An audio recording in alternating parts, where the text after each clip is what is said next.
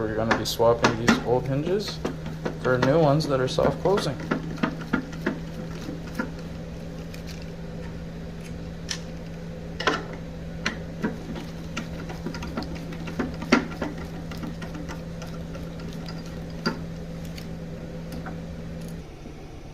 Okay, put them aside, make sure you don't mix them up.